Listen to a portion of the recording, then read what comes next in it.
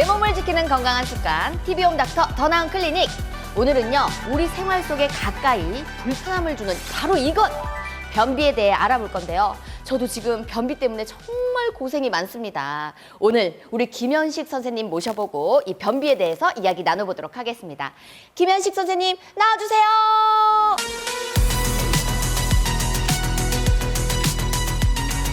변비 비켜! 선생님, 이 변비를 비키게 하려면 어떻게 해야 될까요? 오늘 이 변비로 병원을 찾는 분들이 굉장히 많다고 들었거든요. 사실일까요? 네, 변비는 흔한 소화기 질환이고 우리나라 경우 전체 인구의 약 16.5%가 스스로 변비라고 인식하고 있습니다. 변비는 약 70% 변비 환자에 있어서 70% 경우 일상 업무에 방해를 받고 사회적 관계 및 인간관계에 있어서 어려움을 느낀다고 생각할 정도로 삶의 질에 영향을 주는 중요한 질환입니다. 변비가 생각보다 이 삶의 질에까지 이렇게 피해를 주고 있는데 이 변비의 기준은 어떤 걸까요? 변비는 증상에 기초한 진단입니다. 일반적으로 일주일에 2번 미만으로 배변할 경우에 변비로 간주합니다. 이외에도 단단한 변을 보거나 배변 후에 잔변감이 있거나 배변할 때 과다한 힘을 주거나 항문이 막히는 느낌을 받거나 손가락으로 항문 주위를 누르는 등의 수지 조작을 해야 되는 경우 등 다양한 증상이 포함됩니다. 이게 제가 보기엔 제 주변 분들도 그러고 정말 변비 때문에 걱정하시는 분들이 많고 약간 불편을 겪으시는 분들이 정말 많거든요. 이렇게까지 변비가 문제가 되는 이유가 어떤 걸까요? 대부분은 큰 이상은 없겠지만 다른 원인에 의해서 발생한 경우라든지 지속되는 변비의 경우 다른 질환으로 발전 가능성이 있기 때문에 문제가 됩니다. 아니 그런데 주변에 이렇게 변비를 달고 사시는 분들이 굉장히 많거든요. 그런데 이제 만성 변비 환자들도 정말 적지 않습니다. 어느 정도 지속된다면 이 병원 진료가 필요할까요? 딱히 기간으로 나눠서 설명하고 있지는 않습니다. 일시적으로 변비가 생기는 것은 환경에 의해서 그럴 수도 있습니다. 예를 들면 신체 활동이 적었던 남성의 경우에 훈련소 처음 들어갔었을 때 변비를 경험하기도 합니다. 이는 시간이 지나 적응이 되면 점차 호전이 됩니다.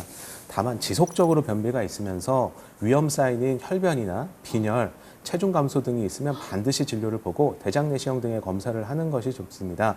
나이 50세가 지나셨는데 변비가 있다면 거기에 대장 내시경 등의 검사를 해보신 적이 없다면 병원에 내원해서 검사해보는 게 좋겠습니다.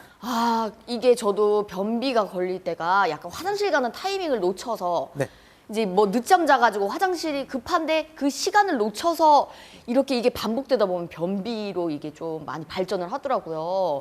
약간 그런데 이렇다면 변비에 걸리는 이유가 제가 지금 얘기한 것처럼 타이밍을 놓쳤다. 아니면은 선생님께서 얘기하신 것처럼 환경이 좀 바뀌어가지고 불편해서 화장실을 못 가서 이런 이유가 있을까요? 정확하게 말씀하셨는데 정말요? 대부분은 불규칙한 배변 습관과 생활 패턴 때문입니다. 변이 직장 안에 머물러 있으면 직장 벽이 변을 감지하고 변이를 느끼는 배변 반사가 이루어지는데 변이를 무시하고 참으면 직장 벽의 지각이 둔화가 되면서 변이를 느끼지 못하게 됩니다. 식사량이 충분하지 않거나 수분 섭취가 부족하거나 배변 습관이 불규칙하면 변비가 발생할 수 있습니다.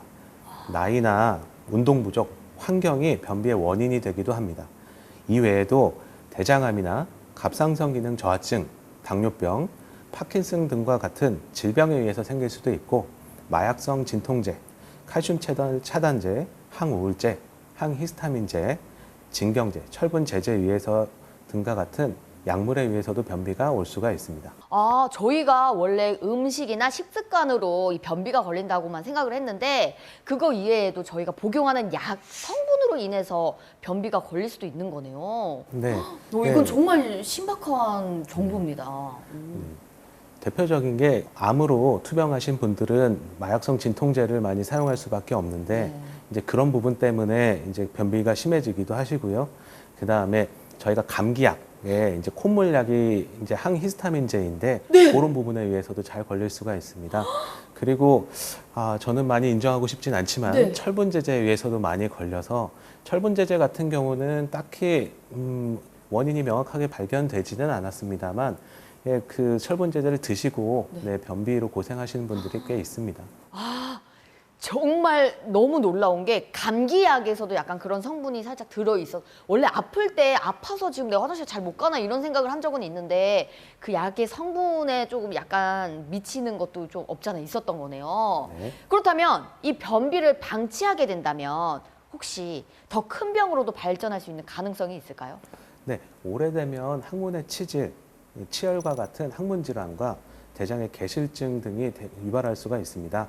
만성 변비는 식욕 부진, 소화 불량을 유발하고 또 삶의 질에 영향을 줘서 우울증의 원인이 되기도 합니다. 대장암 등에 의해서 발생한 경우라면 치료 시기를 놓칠 수도 있겠습니다. 개실증이라는 거는 어떤 걸까요? 개실증은 과도하게 힘을 주고 그 대장 안에 압력이 올라가게 되면 네. 장 일부분이 약해지면서 튀어나오는. 장벽으로 이렇게 곁주머니라고도 하는데 네. 장벽의 일부가 그 웅덩이 파지듯이 움푹움푹 들어가는 병을 뜻합니다. 아, 뭐 치핵이나 뭐 이런 것들은 튀어나오는 건데 네. 그건 역으로 거꾸로 이렇게 움푹 패이는 거네요. 네, 장 입장에선 패이는 거고 겉으로 보면 이제 장 밖으로 탈출을 하는 그게 거죠. 탈출이 된 압력이 거군요. 높아지면서. 네. 근데 예전에 이런 CF도 있었잖아요. 무슨 은행 CF에서 변비 때는 뭐 이렇게 뭐 이런 운동을 해주면은 변비를 쉽게 나을 수 있다. 네. 약간 이렇게 조금 둘러서 네. 얘기하는 운동도 있었고 했는데 뭐 약도 있고 네. 이런데 우리 선생님께서는 이런 변비를 어떻게 해결해야 된다고 생각하십니까? 네, 질병이나 약물 등에 의해 발생한 경우라면 그 부분을 병원에서 상의해서 치료를 하는 게 좋습니다. 다만 불규칙한 배변 습관과 생활 습관에 의해서 발생한 경우가 제일 흔하기 때문에 이를 교정하는 게 좋습니다. 가급적 규칙적인 생활 습관을 길러서 배변을 일정한 시간에 하는 게 좋습니다. 만성 변비로 고생하는 분들은 보통 식사량이 적거나 운동량이 적거나 수분 섭취가 적은 분들이 많습니다. 하루 3번 식사를 규칙적으로 일정량 이상은 드셔야 되고 반드시 다이어트를 해야 되는 경우라면 채소를 많이 드셔서 식사의 부피는 유지하시는 게 좋습니다. 너무 고령이 아니시라면 1.5리터 이상의 물을 드시고 꾸준하고 규칙적이게 운동을 하셔야 합니다. 다만 방금 3가지 방법을 말씀드렸는데 동시에 하셔야지 3가지 중에 한두 개만 하면 오히려 변비가 더 심해지실 수도 있습니다. 이게 또 사람마다의 그게 네. 또 다르잖아요. 네. 그런데 이제 이런 분들 중에 병원 가기 전에 네. 변비약을 드시는 분들이 좀 많거든요. 네. 이런 변비약이 또 치료도 가능한 걸까요? 왜냐하면 아까 앞에 이런 거 좀 참고 있다가 막히면 이것도 문제가 된다고 하셨잖아요. 네, 일시적인 변비는 변비약 한두 번에 치료가 되겠습니다. 근데 대부분 만성 변비는 변비약이 치료약이 아닙니다. 증상 개선의 목적으로 사용하는 거고 기간을 얼마나 복용하는지는 이제 증상에 따라서 좀 다릅니다. 원인에 따라서 쓰는 약도 좀 달라질 수가 있는데 일반적으로는 비슷하게 쓰는 경우가 많고 흔히 사용하는 약으로는 부피 형성 완화제나 마그네슘염, 비흡수성 다당류, 폴리에틸렌 글리콜, 자극성 완화제 등이 있습니다. 약마다 사용 용량이 다 다르고 정해져 있기 때문에 처방받은 약 이상으로 많이 드시는 건 추천하지 않습니다. 아, 처방받은 약의 그 양을 또 지켜주는 게 굉장히 중요한데 어르신분들이 이제 약 좀 많이 드시잖아요. 네. 그러다 보니까 이게 내성이 생겨서 원래 정량이 한 알인데 이걸 또 이게 한 알로는 효과가 나지 않으니까 2알을 드시고 이렇게 하시다 보니까 이거 좀 위험하지 않을까라는 생각이 들거든요. 예, 맞습니다. 고령인 경우에 신체 및 장기 기능이 떨어져 있고 과량의 약을 복용하는 경우에 약제에 따른 부작용의 가능성이 높습니다. 반드시 상의한 후에 약을 드셔야 되고 식사량 부족, 수분 부족, 운동 부족이 고루 동반된 경우가 많기 때문에 이에 대한 교정이 반드시 병행하면서 약을 드시는 게 좋겠습니다. 아, 이렇게 변비에 걸리고 나서의 이야기를 정말 많이 들었는데 제일 중요한 게 뭡니까? 우리가 변비를 탈출하는 거 아니겠습니까? 네. 생활 속에서 이 변비를 탈출할 수 있는 쾌변을 부를 수 있는 좋은 습관 이거 선생님께서 지금 몇 가지 또 알려주신다고 하셨는데 살짝 알려주실 수 있나요? 예, 살짝 말씀드리면 살짝만 알려주세요. 네. 규칙적인 배변 습관을 갖는 게 좋습니다. 10분 이상 변기에 앉아있지 마시고 변을 볼 때 너무 과다하게 힘을 주지 마셔야 합니다.